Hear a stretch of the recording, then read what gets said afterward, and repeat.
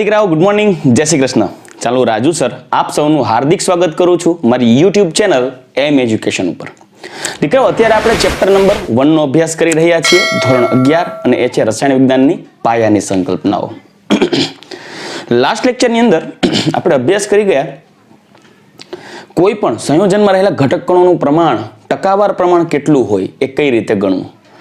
હવે એ બેઝને આધારે જો આપણને કોઈ પ્રશ્નની અંદર એવું પૂછે કે આપેલ કોઈ સંયોજનની અંદર કોઈ કાર્બન, હાઇડ્રોજન કે ઓક્સિજનનું ટકાવાર પ્રમાણ આટલું છે, એટલે કે જુદા જુદા ઘટકણો જે એની અંદર અવેલેબલ હોય એનું ટકાવાર પ્રમાણ આપેલું હોય અને તે સંયોજનનો અણુભાર આપેલું હોય, તો તમને પૂછે તો એ સંયોજનનું અણુસૂત્ર કયું હશે, તો કઈ રીતે શોધવું.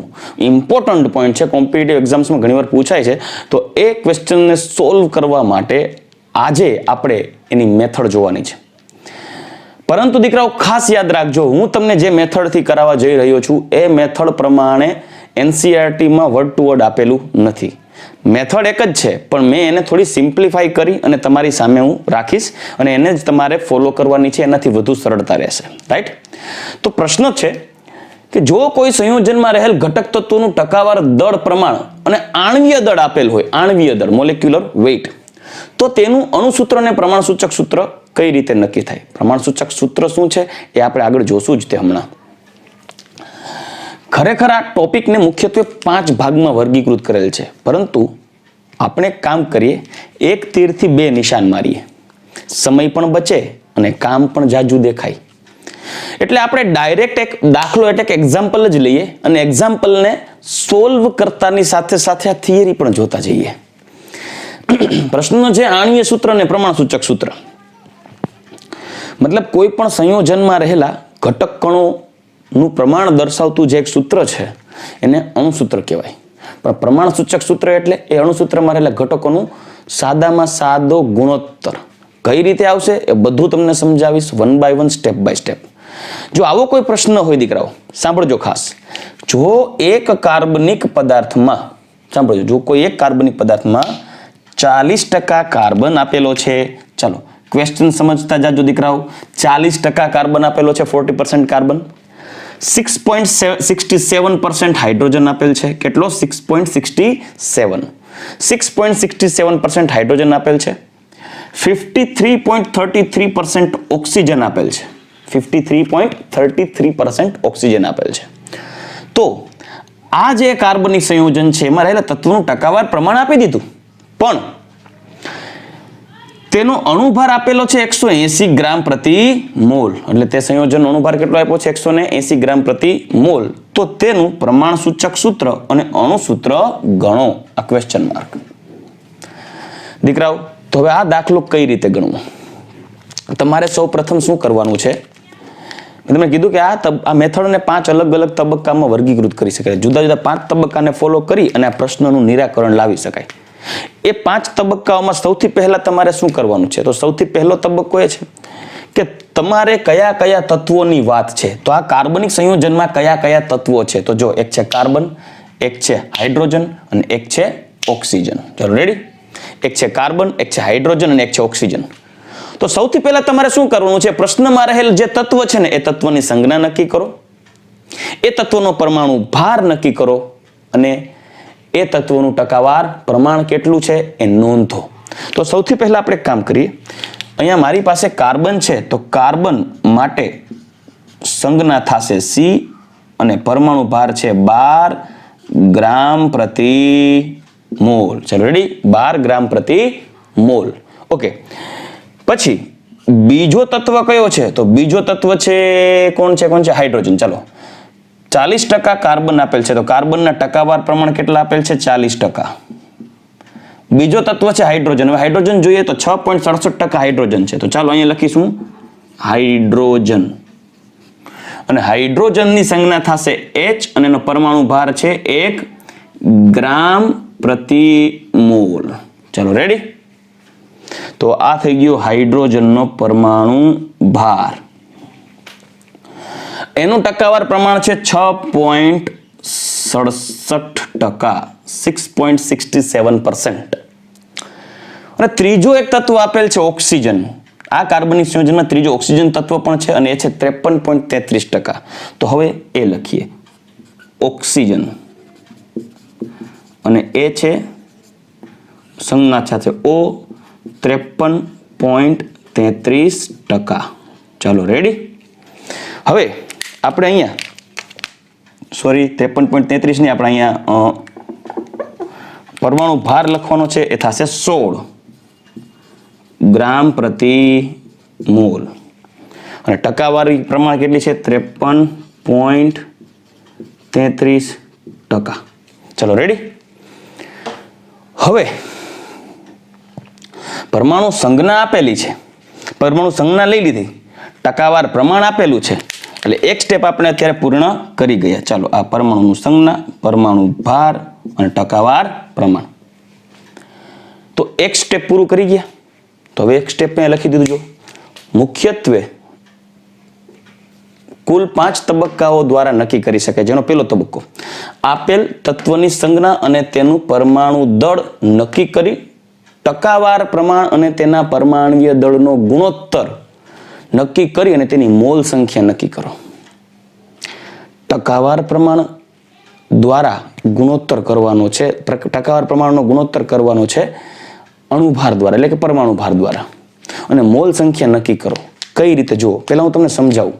તમને એવું થશે સર કે મોલ સંખ્યા તો વજનના છેદમાં અણુભાર હોય, વજનના છેદમાં અણુભાર એટલે મોલ. જો અહીં લખું છું પછી ભૂસી નાખીશ. મોલ એટલે વેઇટ અપોન એટોમિક વેઇટ અથવા તો મોલેક્યુલર વેઇટ. પણ અહીંયા તો વજન નથી સર, અહીંયા તો ટકાવાર દળ છે. તો તમે પરમાણુની મોલ સંખ્યા તો પરમાણુ સંખ્યા કઈ રીતે નક્કી કરી શકો? દીકરાઓ વિચારી લ્યો. જો વજનના છેદમાં અણુભારની વાત આવે ને તો હું ધારી લઉં કે કાર્બનનું વજન 40 ગ્રામ છે. હું ધારી લઉં. કેમ? કુલ વજન 100 ગ્રામ, ટકાવારી 100 છે. તો જો કુલ વજન 100 ગ્રામ ધારી લઈએ તો એમાં 40% કાર્બન હોય તો 100 ગ્રામમાં 40 ગ્રામ તો કાર્બન હોય ને. તો એ 100%ને આધારે જો 100 ગ્રામ ધારી લઈએ વજન તો એ 40 ગ્રામ વજન થાય. એટલે મેં તમને કીધું છે મેં એનસીઆરટી પ્રમાણે કરાવેલ નથી. કેમ કે એમાં વજનને ફેરવવાના પછી મોલમાં કન્વર્ટ કરવાનું એને બદલે મેં બહુ સિમ્પ્લિફાઈ કર્યું છે. તમે એનસીઆરટીમાં વાંચો તો નહીં સમજાય. એટલે મેં શું કર્યું છે ડાયરેક્ટ તમે સમજાવી દીધું કે જે ટકાવાર પ્રમાણ આપેલ છે એ ટકાવાર પ્રમાણને ભાંગ્યા તમારે એનો પરમાણુ ભાર કરવાનો છે અને જે આંકડો આવશે એ તેની પરમાણુ સંખ્યા તરીકે ગણાશે. તો ચાલો હવે આપણે શું કરશું? અહીંયા ટકાવાર પ્રમાણ 40 આપેલું છે, એને ભાંગ્યા કરવાનું છે 12. હું અહીંયા ભાંગ્યા કરીશ 12. જોયું? ટકાવાર પ્રમાણ ભાંગ્યા પરમાણુ ભાર. તો કાર્બન માટે ટકાવાર પ્રમાણ છે 40 ભાંગ્યા તેનો પરમાણુ ભાર છે 12. હાઇડ્રોજન માટે વાત કરીએ તો હાઇડ્રોજન નું ટકાવાર પ્રમાણ છે 6.67. ચાલો 6.67 અને તેને ભાંગ્યા તેનો પરમાણુ ભાર છે 1. આને આધારે પરમાણુની સંખ્યા મળશે. એ જ રીતે ઓક્સિજનનું ટકાવાર પ્રમાણ છે 53.33 ભાંગ્યા તેનો પરમાણુ ભાર કરવાનો છે 16. ચાલો તો હવે સાદુરૂપ આપીએ અને આ બધામાં રહેલા પરમાણુઓની સંખ્યા ગણી લઈએ.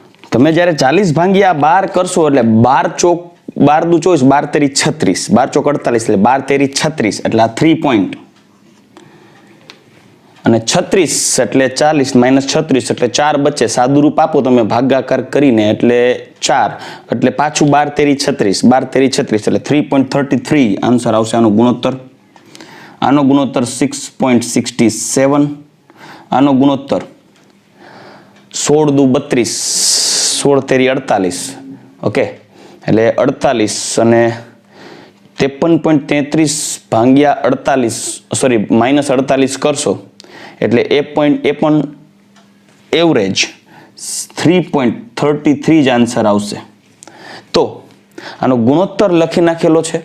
આ થઈ ગઈ તમારી પરમાણુની સંખ્યા અથવા તો મોલ સંખ્યા તે કાર્બનિક સંયોજન માટે. જો આ રીતે તમારે કરવાનું છે. પહેલું સ્ટેપ ફટાફટ બોલું છું પાછું. સૌપ્રથમ પહેલા તબક્કામાં શું કરવાનું છે? તત્વનું સંજ્ઞા શોધવાની, તેનો પરમાણુ ભાર લખી નાખવાનો, તેનું ટકાવાર પ્રમાણ લખી નાખવાનું, પછી ટકાવાર પ્રમાણ ભાંગ્યા તેનો પરમાણુ ભાર, ટકાવાર પ્રમાણ ભાંગ્યા તેનો પરમાણુ ભાર એટલે તમને પરમાણુઓની સંખ્યા મળશે એટલે કે મોલ સંખ્યા. હજી આપણે આગળ વધવાનું છે. આ તો સ્ટેપ પહેલું જોઈ ગયા. તો સ્ટેપ 1, આપેલ તત્વની સંજ્ઞા અને તેનું પરમાણુ દળ નક્કી કરી ટકાવાર પ્રમાણને તેના પરમાણ્વીય દળનો ગુણોત્તર કરી, એટલે કે ટકાવાર પ્રમાણને તેના પરમાણ્વીય દળ વડે ગુણોત્તર કરી તેની મોલ સંખ્યા નક્કી કરો. કરી લીધી. હવે સ્ટેપ 2 માં તરફ જઈએ. અહીંયા સુધી આપણે જોઈ ગયા સ્ટેપ 1 કમ્પ્લીટ. અહીંયા સ્ટેપ 2 જોઈએ. સ્ટેપ 2 ની અંદર સૌ પ્રથમ આ આંકડા જોવો. કાર્બનનું પરમાણુની સંખ્યા માટે આવશે 3.33, હાઇડ્રોજન માટે 6.67, ઓક્સિજન માટે 3.33. હવે તમારે શું કરવાનું છે? આ ગુણોત્તર પરમાણુની સંખ્યામાં જે નાનામાં નાનો ગુણોત્તર આવેલ છે, પરમાણુની સંખ્યામાં જે નાનામાં નાનો અંક છે, એ નાનામાં નાના અંક વડે આ બધાને એકબીજા સાથે ભાંગી નાખો. નાનામાં નાના અંક વડે ભાંગી નાખો. તો ત્રણેયમાં નાનામાં નાનો અંક કયો દેખાય છે? 3.33. તો હવે આપણે એક કામ કરીએ, ભાગાકાર કરીએ. ચાલો તેનો ભાગાકાર કરીએ. નાનામાં નાના અંક વડે 3.33 છે. નાનામાં નાનો અંક 3.33 છે. એ નાનામાં નાના અંક વડે બધાને ભાંગી નાખો. તો 3.33 ભાગ્યા 3.33 એટલે જવાબ આવશે 2. સોરી 1. પછી 6.67 ભાગ્યા 3.33 એટલે 3.33 નો ડબલ કરો 6.66 થાય, એટલે 6.66 એટલે રાઉન્ડ ઓફ કરીએ તો 2.0 થાય. અને અહીંયા પણ 3.33 ભાગ્યા 3.33 કરો એટલે જવાબ આવશે 1.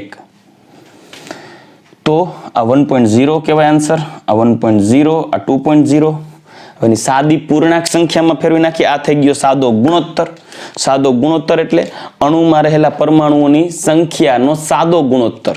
સાદો ગુણોત્તર તમે જોશો એટલે આ તમે આનો ગુણોત્તર કેવો, એટલે કેવી રીતે થશે? જો આવી રીતે 3.33 છે, પછી જેમ 6.67 જેમ 3.33 નું પ્રમાણ છે કાર્બન, હાઇડ્રોજન અને ઓક્સિજનનું, બરાબર.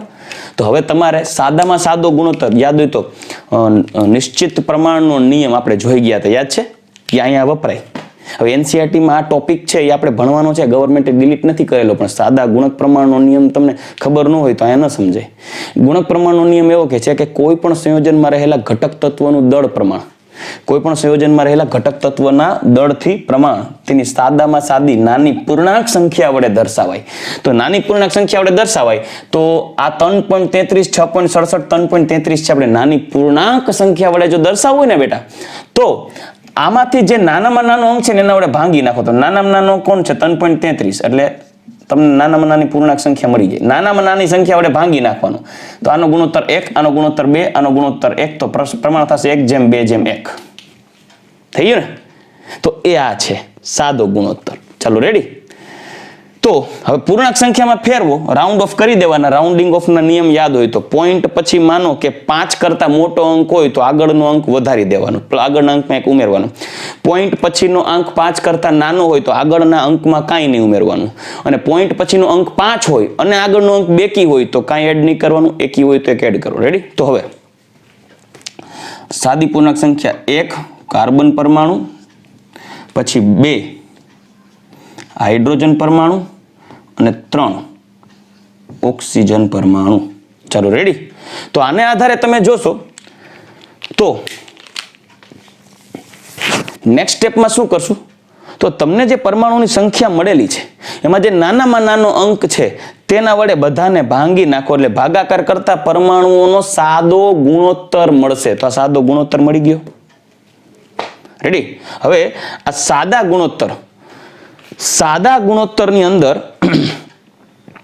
જે આંક મળેલ છે એને સાદી નાની પૂર્ણાંક સંખ્યામાં ફેરવી નાખીએ એટલે આ કાર્બન 1, હાઇડ્રોજન 2, ઓક્સિજન 1, 2, 1. રેડી? તો આ પૂર્ણાંક સંખ્યા મળી ગયા પછી આપેલ પ્રશ્નમાં જે સંયોજન આપેલ છે એ સંયોજન નું પ્રમાણ સૂચક સૂત્ર કયું હોય? તો એ પ્રમાણ સૂચક સૂત્ર આવું હોય: C1H2 O એક એટલે પ્રમાણસૂચક સૂત્ર થાય CH2O. મતલબ કોઈ પણ સંયોજનનું પ્રમાણસૂચક સૂત્ર શોધવું હોય તો આ રીતની ગણતરી કરી અને જે અંતે પૂર્ણાંક સંખ્યા મળે ને એ પૂર્ણાંક સંખ્યાને તે તત્વની સંજ્ઞા સાથે લખી નાખવાનું અને જે સૂત્ર બને એને પ્રમાણસૂચક સૂત્ર કહેવાય. રાઈટ. તો હવે આપણે આ સ્ટેપ 2 અને સ્ટેપ 3 ને આગળ તરફ જો મેં કીધું ને કે અહીંયા તમે લખી નાખો એટલે સ્ટેપ 3 માં પ્રમાણસૂચક સૂત્ર મળશે. તો દરેક તત્વની મળેલી મોલ સંખ્યા પૈકી પ્રત્યેક તત્વોની મોલ સંખ્યાને જો છે દરેક તત્વોની મોલ સંખ્યા પૈકી આ મોલ સંખ્યા પૈકી પ્રત્યેક તત્વોની મોલ સંખ્યાને સૌથી નાનામાં નાની મોલ સંખ્યા વડે ગુણોત્તર કરી અને સંયોજનમાં રહેલ ઘટક તત્વોના પ્રમાણનો સાદો ગુણોત્તર મેળવો અને તેને પૂર્ણાંક સંખ્યામાં લખો. તો સાદો ગુણોત્તર મેળવી તેને પૂર્ણાંક સંખ્યામાં લખી નાખ્યું અને સ્ટેપ 3 છે કે એ પૂર્ણાંક સંખ્યાને આધારે તત્વની સાથે તે સંખ્યા લખી અને પ્રમાણસૂચક સૂત્ર નક્કી કરો. તો ચાલો એ પ્રમાણસૂચક સૂત્ર નક્કી કરીએ. તો દીકરા આ સંયોજનનું પ્રમાણસૂચક સૂત્ર શું થશે? તો અહીંયા લખું છું પ્રમાણસૂચક સૂત્ર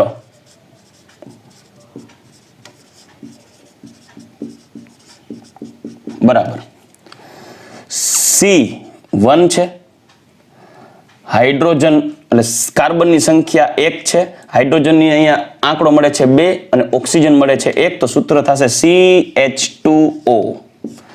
આ થઈ ગયું પ્રમાણસૂચક સૂત્ર. હવે સ્ટેપ 4 તરફ આગળ વધી કેમ કે તમારે તો અણુસૂત્ર પણ શોધવાનું છે.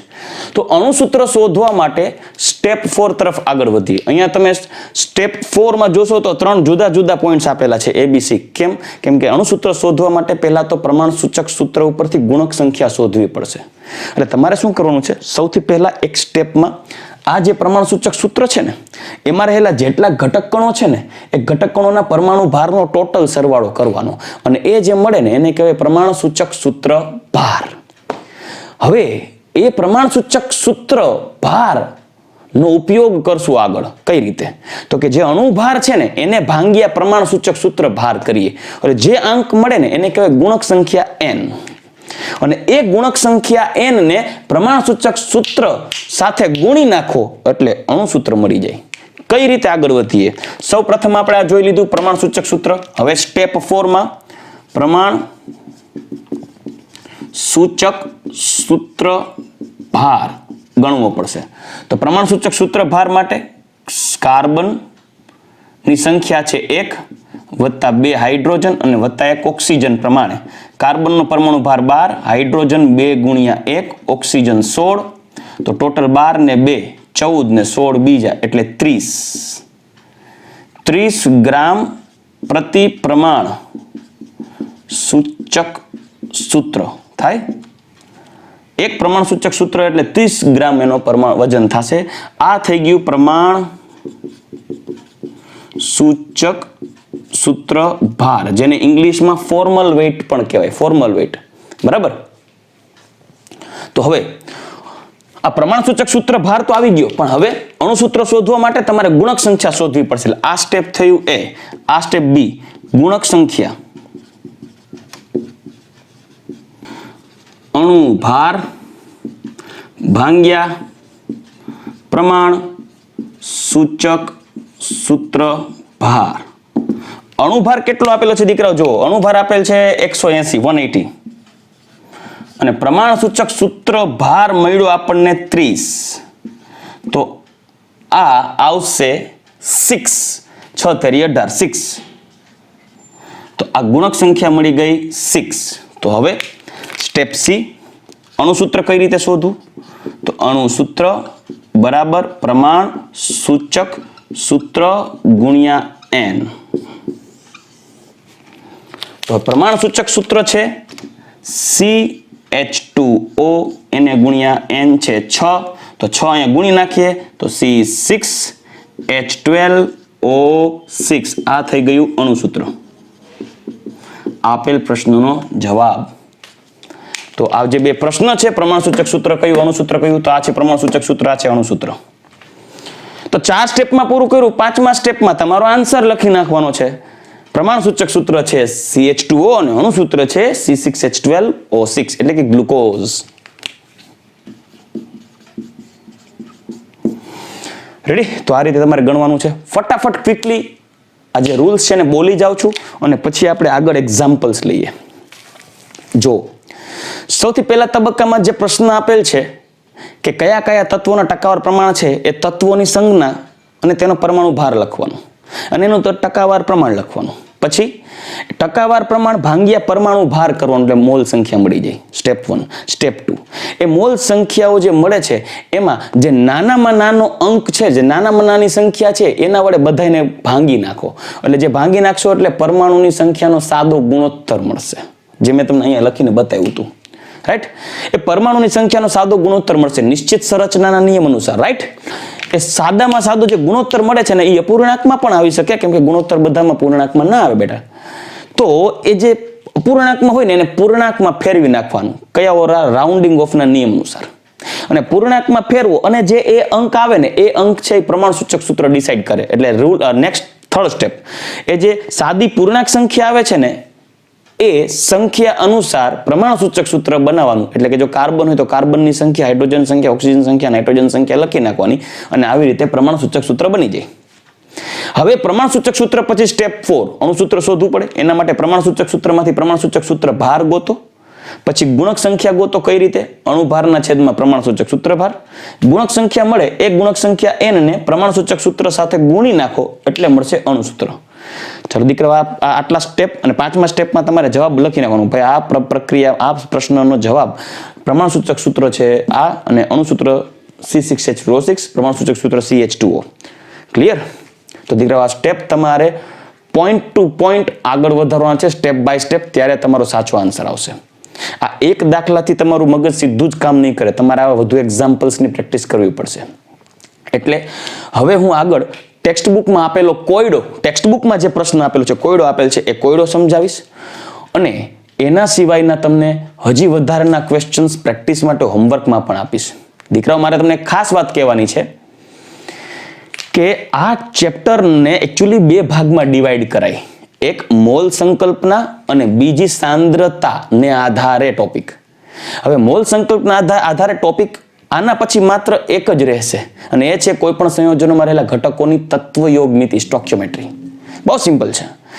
એ પોઈન્ટ પતે ને પછી આ ટોપિકને રિલેટેડ જેટલા MCQs બને એ MCQs બધા જ તમને વોટ્સએપ કરીશ. તમારે વિધિન 2 or 3 days તમારે બધા કમ્પ્લીટ કરવાના છે ને ડાઉટ્સ પૂછી લેવાના છે.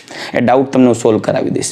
પ્લસમાં સ્ટોઇકિયોમેટ્રીનો ટોપિક અભ્યાસ કરાવીશ નેક્સ્ટ લેક્ચરની અંદર. પછી થોડા દાખલાઓ પહેલા હું કરાવીશ, થોડા પ્રશ્નો હું સોલ્વ કરાવીશ બોર્ડ ઉપર.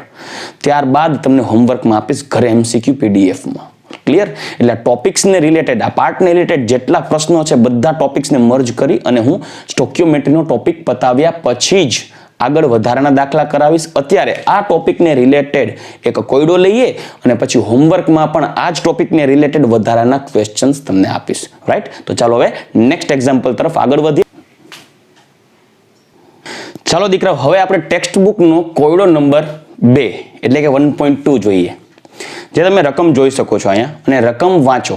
રકમમાં તમને જોશો તો ખ્યાલ પડશે કે તમને પ્રશ્નમાં કીધેલું છે કે આપેલ કોઈ એક કાર્બનિક સંયોજન છે જેમાં હાઇડ્રોજનનું ટકાવાર પ્રમાણ પણ આપેલ છે, જે છે 4.07, જે મેં લખી દીધું છે. હાઇડ્રોજનનો પરમાણુ ભાર છે 1 ગ્રામ. પહેલા સ્ટેપને ફોલો કરું છું. કાર્બનનું ટકાવાર પ્રમાણ આપેલું છે 24.47 ગ્રામ, જે મેં કાર્બનનું ટકાવાર પ્રમાણ લખી દીધું છે. કાર્બનનો પરમાણુ ભાર છે 12 ગ્રામ પ્રતિ મોલ, એ પણ લખી નાખ્યું, સંજ્ઞા લખી નાખી સ્ટેપ 1 અનુસાર. અને ત્રીજું ઓક્સિજનનું ટકાવાર પ્રમાણ, ક્લોરીનનું ટકાવાર પ્રમાણ આપેલું છે 71.65%. બરાબર? તો ક્લોરીનનું ટકાવાર પ્રમાણ પણ આપેલું છે 71.65%.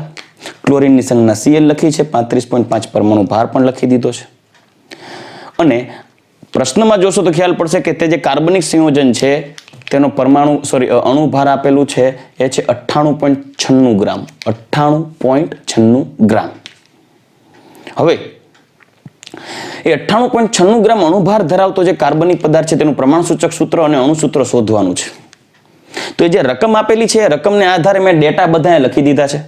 કાર્બન સંજ્ઞા C, હાઇડ્રોજન સંજ્ઞા H, ક્લોરીન સંજ્ઞા Cl, કાર્બનનો પરમાણુ ભાર 12, હાઇડ્રોજનનો 1 અને ક્લોરીન 35.5.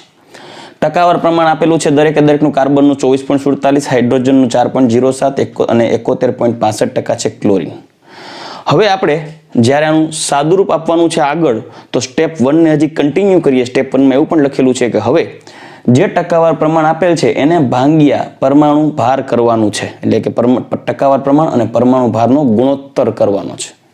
અને એ જે ગુણોત્તર મળે એ ગુણોત્તર થશે પરમાણુનું પ્રમાણ, એટલે કે મોલ પ્રમાણ. તો ચાલો હવે ગુણોત્તર પહેલા લખી નાખીએ. 24.47 ટકાવાર પ્રમાણ ભાંગ્યા 12. પછી અહીંયા 4.07 ભાંગ્યા 1, 71.65 ભાંગ્યા ઓક્સિજન ક્લોરીનનો પરમાણુ ભાર છે 35.5. રેડી? ચલો હવે આનો ગુણોત્તર લખીએ તો એ ગુણોત્તર થશે 12 દુ 24 અને 12 દુ 24 12 ચોક 48, એટલે એપ્રોક્સ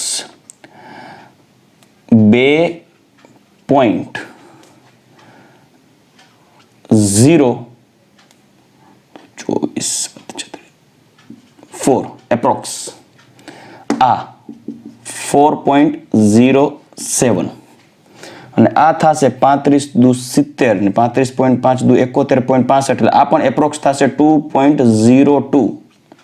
તો આ ગુણોત્તર લખેલો છે મેં રાઉન્ડ ઓફ, બરાબર. આ જે ગુણોત્તર મળે છે એટલે હવે સ્ટેપ 2 તરફ આગળ જઈએ કે ભાઈ પરમાણુઓનો જે ગુણોત્તર મળે છે, ફોર એક્ઝામ્પલ 2.04 કાર્બન, હાઇડ્રોજન છે 4.07. કાર્બન અને હાઇડ્રોજન અને ક્લોરીનનું પ્રમાણ આપ્યું છે 2.04. તો હવે એના માટે શું કરવાનું, મેં કીધું સાદો ગુણોત્તર જોતો હોય નિશ્ચિત પ્રમાણના નિયમ અનુસાર, તો એમાં એવું કીધું છે કોઈ પણ સંયોજનમાં રહેલા ઘટક કણોનું પ્રમાણ એ સાદી નાની પૂર્ણાંક સંખ્યા વડે દર્શાવે. તો આપણે કામ કરીએ, એકચ્યુઅલી ડાલ્ટનનો નિયમ પણ છે, ડાલ્ટને પણ એવું કીધું છે કે કોઈ પણ સંયોજનમાં રહેલા ઘટકોનું પ્રમાણ પૂર્ણાંક સંખ્યામાં હોય તો આપણે કામ કરીએ અને સાદી પૂર્ણાંક સંખ્યા વડે કન્વર્ટ કરવી હોય, એટલે કે સાદી સંખ્યા વડે કન્વર્ટ કરવી હોય સાદા ગુણોત્તરમાં, તો નાનામાં નાની સંખ્યા વડે બધાને ભાંગી નાખો. તો આ ગુણોત્તર 1, આ રાઉન્ડ ઓફ કરીએ એટલે 4 દુ 8 ની આસપાસ, એટલે 2 જ થશે અને આ પણ 1 થાય. તો હવે એ પ્રમાણે જો આપણે નાનામાં નાના અંક વડે ગુણીએ તો 2.04 ડિવાઈડ બાય 2.04 એટલે એ થશે 1.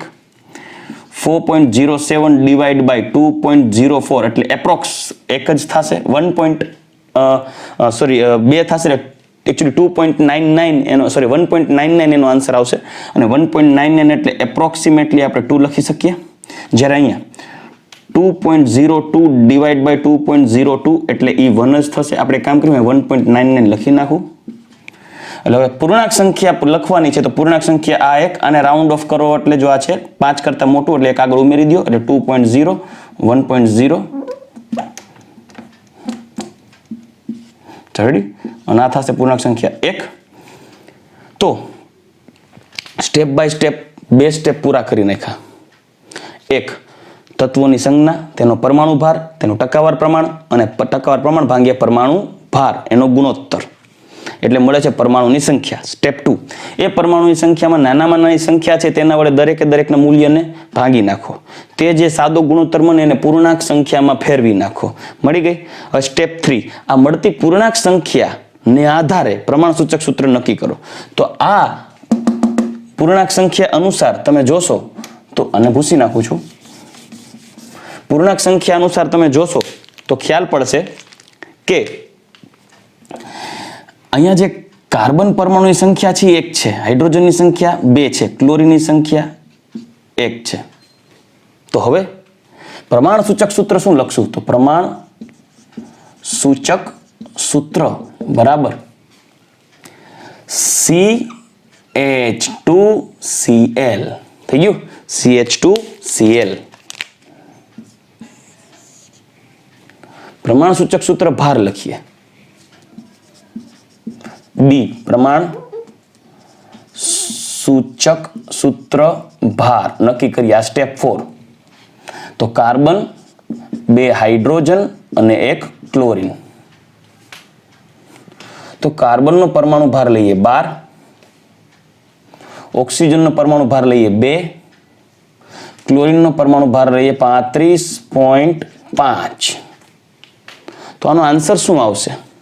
તો આનો આન્સર આવશે 12 ને 2 14, 14 ને 35.5 એટલે 39 સોરી 49.5 આ એનો આન્સર થશે 49.5 ગુણોત્તર.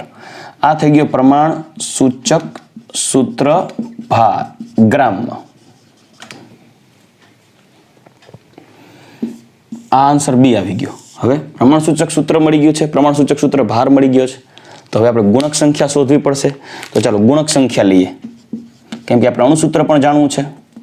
તો ગુણક સંખ્યા, આ આપણો પ્રશ્ન પોઈન્ટ થયો બી, આ હતો પોઈન્ટ એ, બરાબર. ચોથા સ્ટેપમાં ગુણક સંખ્યા બરાબર પ્રમાણ સૂચક સૂત્ર ભાર ભાંગ્યા અણુ ભાર. આઈ એમ સોરી, ઊંધું લખાઈ ગયું છે. અણુ ભાર ભાંગ્યા પ્રમાણ સૂચક સૂત્ર ભાર.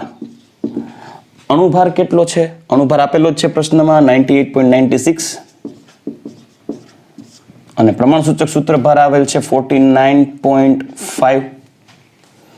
મને રાઉન્ડ ઓફ કરી નાખું જો ઉપરના પોઈન્ટને, તો 98.96 એટલે 99.99 કરી નાખું ને 49.5 કરી નાખું, તો આનો આન્સર આવશે 2.